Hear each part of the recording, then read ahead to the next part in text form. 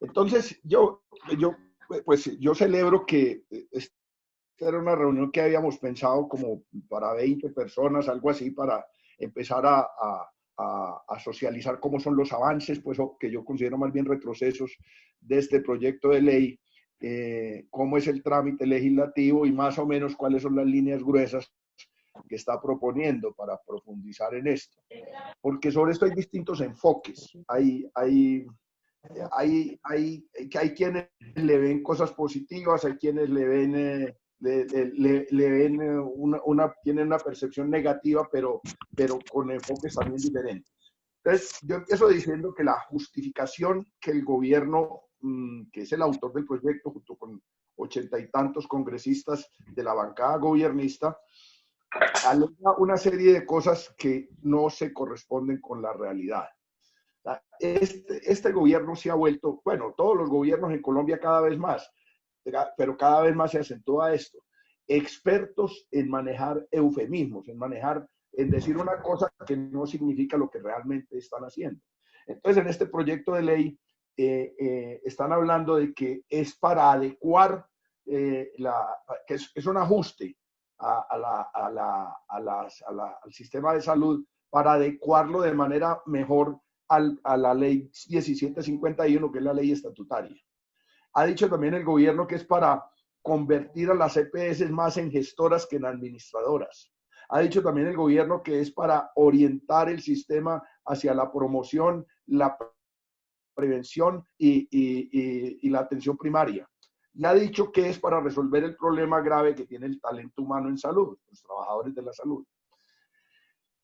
Esto, si uno mira, pues dijéramos, el titular del cómo se llama el proyecto de ley y lo que está en la exposición de motivos y lo que el gobierno ha venido tratando de instalar en la narrativa, pues dijéramos, uno podría estar de acuerdo con el proyecto.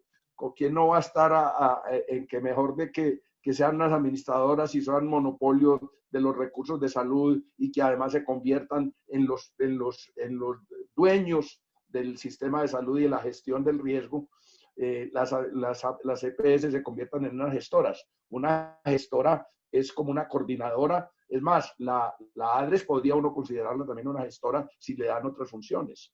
Entonces, ahí hay una ambigüedad que termina engañando al público. Y quien no va a estar de acuerdo en que el sistema se oriente más a la promoción, a la prevención, a controlar los factores externos, sociales, que inciden en la situación de salud de los colombianos.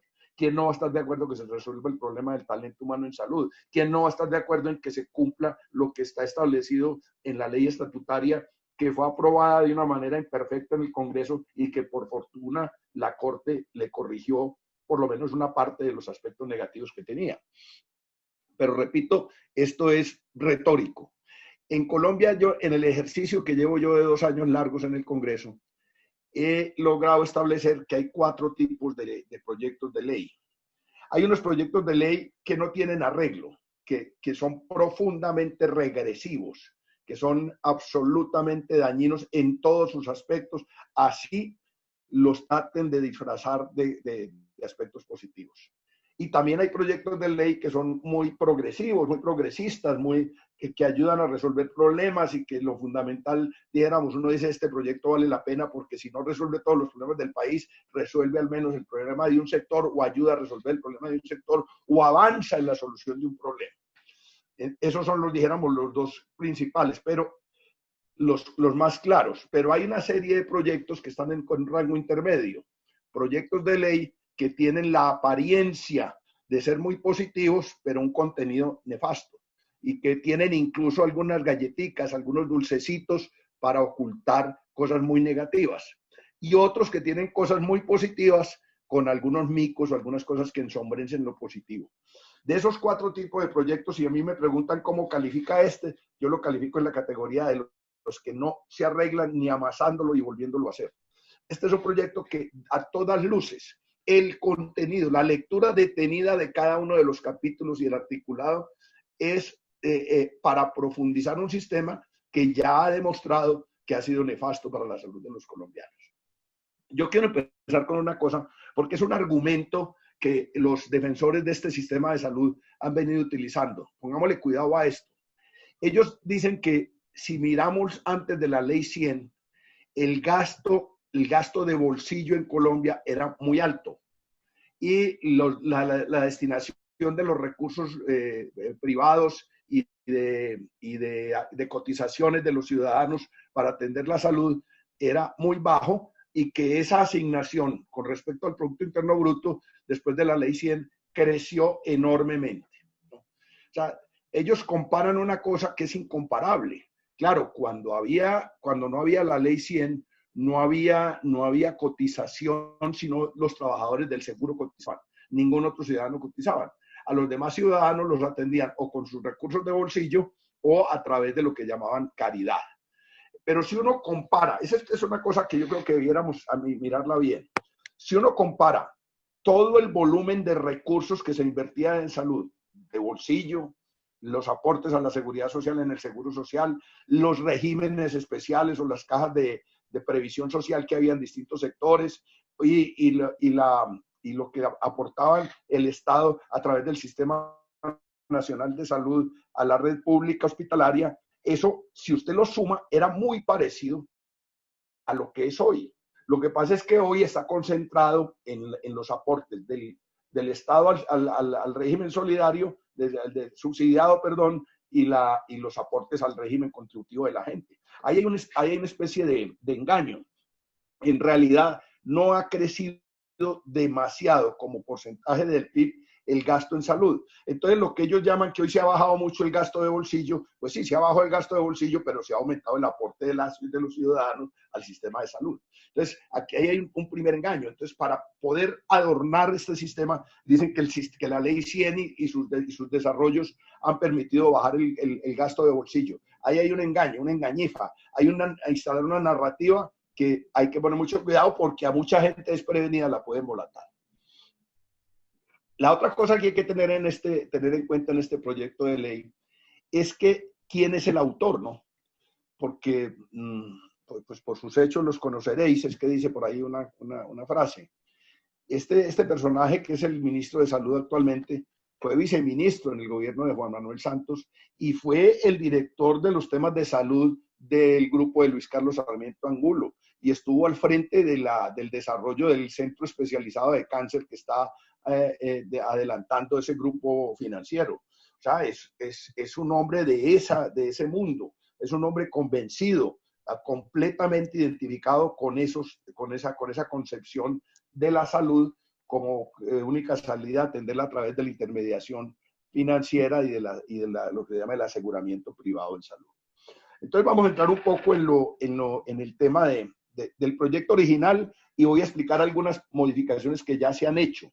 Por ejemplo, de entrada, no voy a hablar de los regímenes especiales de los trabajadores petroleros, ni de los maestros, ni de las Fuerzas Armadas, porque ese punto era tan conflictivo que lo quitaron. Entonces, ya hay un proyecto de ponencia, que en ese proyecto de ponencia ya eso no aparece. Entonces, hay compañeros que me han reclamado en una charla anterior que por qué no hablé de eso. Pues porque eso ya no es tema. Eso hace parte de una táctica de juego, de la cosa que se llama de negociación. Usted presenta un proyecto de ley cuyo eje central lo preserva poniendo una serie de cosas muy fastidiosas y muy malucas que al quitarlas den la sensación de que el proyecto mejoró. Eso sucede en todos los proyectos de ley que presentan los gobiernos. Miren los últimos proyectos de reforma tributaria. El proyecto inicial tiene IVA para la canasta familiar a todos los productos. Y lo otro son un poco de cosas regresivas que son la columna vertebral. Entonces, cuando quitan el IVA para la canasta familiar, la gente dice, no, ya, esto ya quedó bueno, ese proyecto ya quedó bueno. Es un poco la táctica del negociador y que incluso los sindicatos la saben utilizar bien. A pedir un aumento de salario, pero tienen una línea roja de donde no pueden pasar. O sea, piden más para tratar de negociar.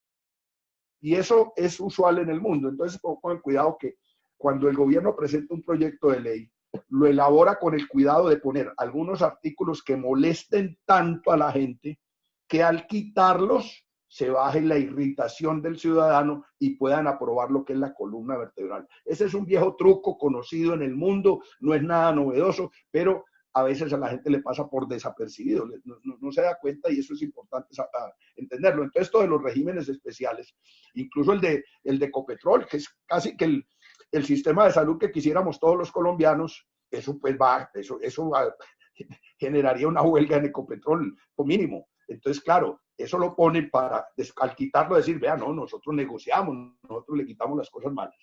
Entonces, empecemos con el contenido. A mí me parece que el primer contenido es mantener incólume la intermediación financiera.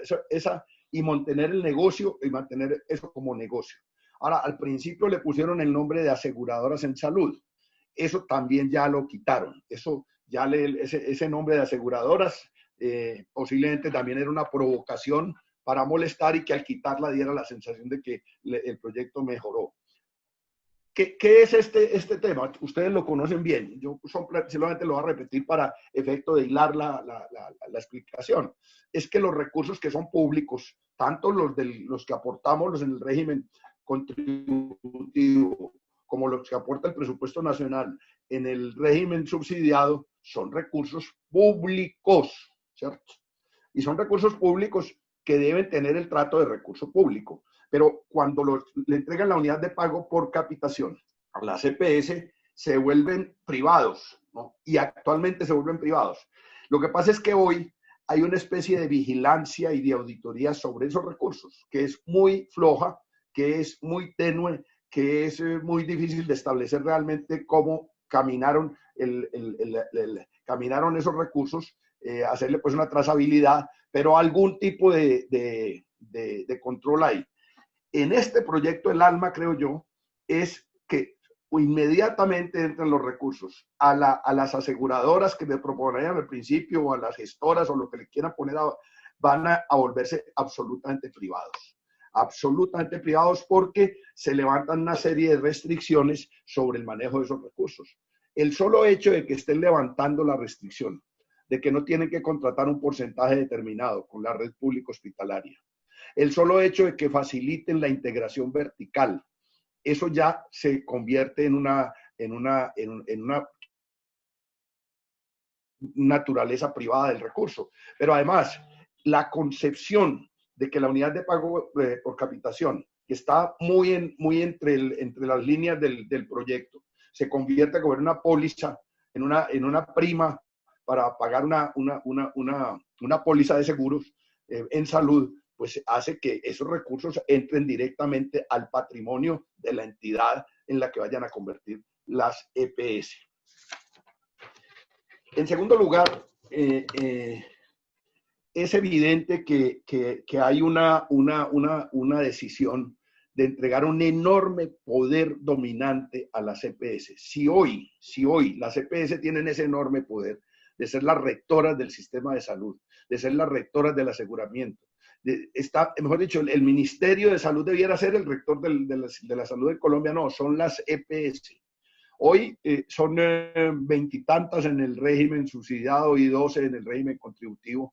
Esas 30 y pico, 40 EPS tienen un enorme poder, pero el poder se va a aumentar porque se van a concentrar. Es evidente que el proyecto de ley tiene como propósito monopolizar el grupo de las EPS. O sea, va a quedar en manos de pocos monopolios. Hoy está un poco disperso. Era mucho más disperso al principio. Había más de 100 o 100, creo que 200, no me acuerdo cuántas EPS había al principio, EPS, pero hoy hay solamente menos de 40 y se van a reducir tal vez a unas 10 o 12, han dicho pues en los pasillos los funcionarios del ministerio y del Ministerio de Hacienda. O sea, va a haber un mayor poder económico. No es lo mismo una EPS regional, indígena, cooperativa, de cualquier otra naturaleza, muy territorializada en un departamento o en una zona o en una caja de compensación familiar, que tiene capacidad de corromper, que tiene capacidad de presionar, que tiene capacidad de doblegar a los prestadores y de corromper a los funcionarios oficiales.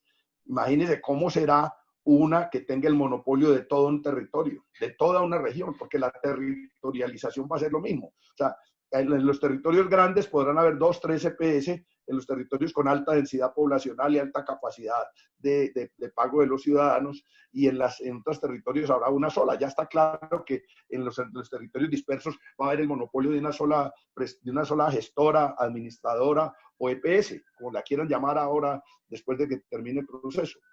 O sea, es una concentración de poder aún mayor en manos de lo que hoy conocemos como EPS. Pero además con otros factores que son complejos. Por ejemplo, lo de la promoción y prevención que tanto cacarea el ministro y en la que insiste tanto el ministro, hay una cosa que queda claro, es que eso que el gobierno ahí está confundiendo. Yo no soy experto pues en temas médicos, pero aquí hay varios médicos que lo pueden aclarar. El gobierno está confundiendo la promoción y la prevención con la atención primaria, y eso son dos cosas distintas. La atención primaria está en manos de un médico general o familiar, y la promoción y la prevención tiene que ver con los factores, dijéramos, sociales, con los determinantes sociales en el tema de salud. El gobierno mezcla una cosa con otra. ¿Cuál es el propósito de mezclar una cosa con otra? Lo han dicho los expertos y yo creo que tienen toda la razón. Es que esa atención primaria se convierta no en un problema resolutivo, sino en un filtro para frenar la remisión a mayores niveles de complejidad, que es una de las causas de que las EPS incurran en gastos, porque viene la tutela, viene la pelea de la gente, la aplicación de la ley estatutaria, y los tienen que remitir. Entonces se vuelve es como una nueva barrera. En vez de ser un vehículo, se vuelve una nueva barrera. O sea, otra gabela más para estas entidades intermediarias. Ahora, lo de talento humano en salud es realmente una burla para los trabajadores de la salud, en medio de pandemia y en medio de la gran solidaridad que han logrado recoger a su alrededor los trabajadores de la salud. Miren este dato lo da el Colegio Médico de Bogotá, Cundinamarca. En Colombia hay 886 empresas sociales del Estado, y de enero a marzo, 3 meses de este año, habían celebrado 70.138 contratos de prestación de servicios, o sea, tercerización venteada. Y de esas 886, 553 celebraron en esos mismos 3 meses 44.743 contratos con personas jurídicas. O sea, esta es la tercerización absoluta del servicio de salud.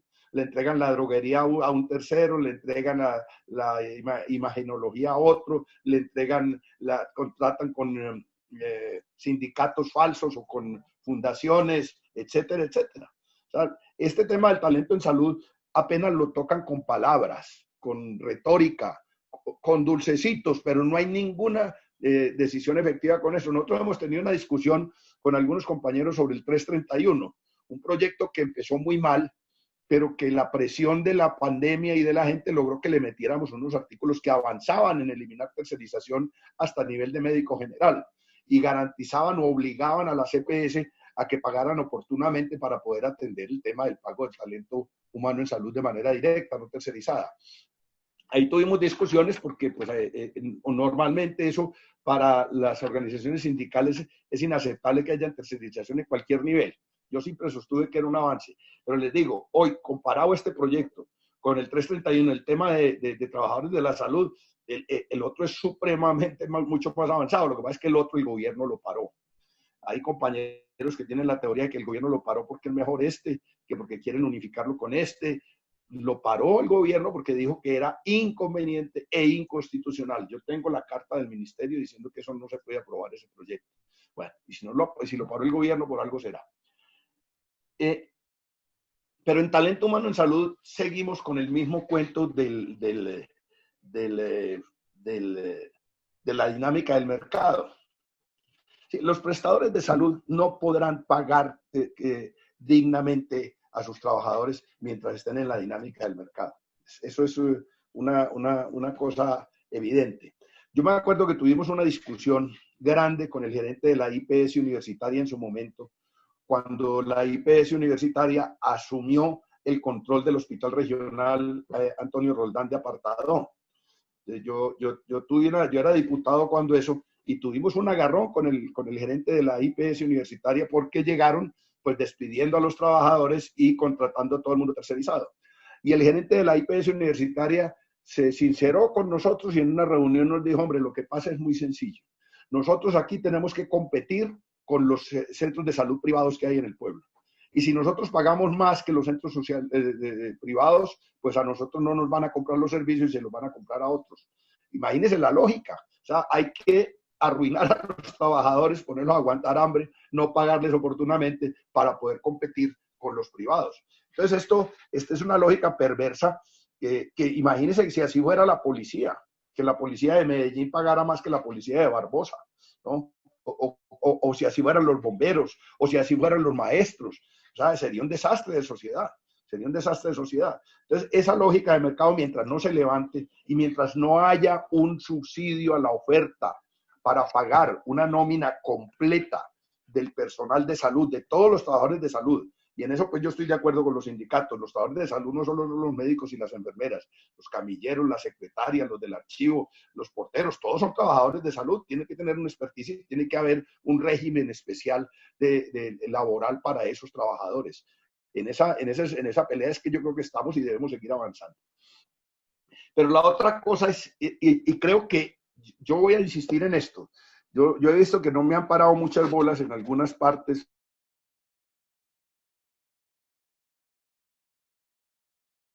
sobre todo los que deciden este tema, y es que esta concentración que va a haber de los intermediarios financieros, espérenme un momentico, yo cuerpo esto porque es que me entra una llamada, se me interrumpió el audio. ¿Aló? Sí, representante, se interrumpió un poco, pero ya está de nuevo conectado. Bueno, sí, es que estoy conectado a través del... Bueno, entonces, estaba diciendo que tal vez lo más grave de esto es que el primer paso que se dio con la Ley 100 fue la aplicación de una política de intermediación financiera, de introducir el negocio de manera plena y la privatización en el control, en la rectoría de la salud de Colombia, con la aparición de las EPS. Este es el segundo paso. El primer paso fue que lo entregaron a los privados. El segundo paso es que lo que ya es privado se lo van a entregar a los monopolios financieros multinacionales. Ojo con esto, porque es que hay una cosa evidente. La inversión extranjera en salud de unos años para acá viene creciendo de manera geométrica, de manera desproporcionada. O sea, han adquirido centros de salud multinacionales y hasta una EPS. Bueno, ya tenían una que era Sanitas, pero adquirieron otra y han adquirido de medicina prepagada y han adquirido clínicas en Barranquilla, en Bucaramanga, en Medellín, en Bogotá, en Cali, en Manizales, en Villavicencio, en Ibagué. O sea, hay una inversión evidente, sobre todo en prestadores de alto nivel, que lo que ahora en la ley lo llaman los centros de excelencia. Ojo, entonces yo tengo la convicción de que detrás de esto están todavía fuerzas más poderosas que las CPS que tenemos hoy. Hay unas CPS que ya tienen inversión extranjera, por ejemplo, el Grupo Sura tiene inversionistas extranjeros, aunque son minoritarios, pero ya tiene un porcentaje de inversión extranjera en la composición accionaria de Sura. Y Medimás se supo que estaba negociando la ficha, negociando su licencia con una multinacional. O sea, aquí hay ya unos pasos que se están viendo. O sea, ellos no van a sacar eso en los medios de comunicación a decir tal multinacional de salud está. No, eso lo hacen de manera muy, muy discreta, pero lo están haciendo. Entonces, junten ustedes esto, junten la concentración en pocas EPS, la exigencia de tener un gran músculo financiero y la territorialización, y usted encuentra perfecto que eso encaba perfectamente con las recomendaciones de la OCDE, de la Organización para el Comercio y el Desarrollo, la Organización Económica para la Cooperación y el Desarrollo, que recomienda que haya una fortalecimiento de la inversión privada y extranjera, de la inversión privada extranjera en el sector de servicios de salud. O sea, aquí hay una cosa muy clara, y esto de la eliminación de la integración vertical no es gratuito tampoco, y eso del establecimiento de las redes públicas, de las redes de prestación de servicios, y sobre todo, miren ustedes que hay una cosa bien curiosa, están hablando de que la red pública hospitalaria, todos los hospitales, las S, deberán fusionarse o liquidarse las que no tengan la capacidad de subsistir. Y deberán acudir a las APP, a las alianzas público-privadas, que ya sabemos qué es, que el público se vuelve privado, ¿no? Eso, entonces, yo tengo la pista de que el principal objetivo de la ley es pavimentarle la pista para que aterricen plenamente las multinacionales aseguradoras en salud. Todos los días que leo las distintas cosas, esa es la concepción que creo que es clave. Así la oculten con palabrería. Ahora, las falencias del sistema que ya conocemos, la integración vertical, perdón, la remisión acomodada de pacientes, las conciliaciones leoninas de facturas, la limitación en los tratamientos, las listas negras de IPS, a nuestro juicio se van a profundizar. Y la red pública va a quedar en un papel absolutamente secundario.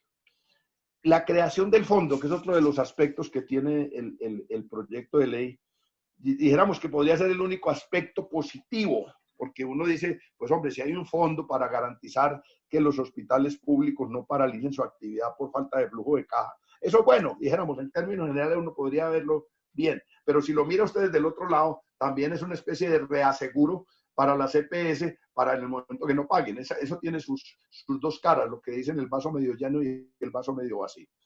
Así que yo concluyo con esto. Eso está avanzando muy aceleradamente. Las audiencias que han hecho han logrado que la opinión mayoritaria de los que han intervenido en las audiencias sea contrario a la ley. Han hecho que se les quiten algunas cosas, ¿cierto? Yo tengo ahí el cuadro comparativo entre cómo estaba el proyecto de ley inicial y cómo está hoy el borrador de la ponencia, porque todavía no han radicado la ponencia para discutir en comisiones séptimas conjuntas. Eso me imagino que será la semana entrante o lo pupitearán la última semana de sesiones, que es el 16 de diciembre. Algo así deben tener pensado ellos, pues uno no se entera porque ellos hacen eso a espaldas de uno. Incluso yo quiero resaltar un aspecto absolutamente antidemocrático en la discusión de este proyecto de ley. Miren, en la comisión séptima somos 19 integrantes de la comisión séptima de la Cámara. Y de los 19 integrantes, 5 somos de oposición. 5 somos de oposición. Es decir, en la cuarta parte un poco más de la cuarta parte de la comisión es de oposición. Y si usted le suma a un representante liberal que está opuesto a este proyecto, seríamos 6. ¿Y saben qué? No hay ni uno en la comisión de ponentes. Todos los de la comisión de ponentes son del gobierno.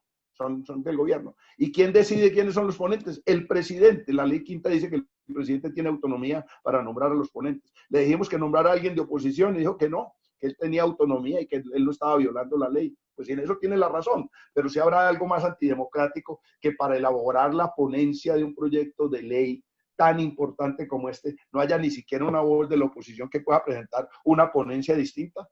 Esto ya es de las cosas más antidemocráticas y esto lo está manejando el gobierno a punta de mermelada, contratos y rejo para el que no quiera afilarse. Si hay alguien que medio se le revela, le dicen, bueno, entonces usted lo que tiene le vamos a quitar esa plata que le vamos a ayudar para hacer el puente en la vereda, no sé qué, se la quitamos. Así están manejando esto, como arriando reses para el matadero. Y estos tipos se dejan, son de una indecencia y una indignidad que a veces es espantoso el olor que se siente en esa comisión. Así que ese es el panorama aquí. Toca, a mi juicio, es hacer una gran movilización ciudadana en tiempo de pandemia, que han hecho las organizaciones de salud unos eventos en la Plaza Bolívar bonitos, y creo que hay que incrementar esa actividad de movilización ciudadana. Por ejemplo, lo que hicieron los taxistas esa semana fue muy impactante. Hicieron unas manifestaciones multitudinarias, ordenadas, pacíficas,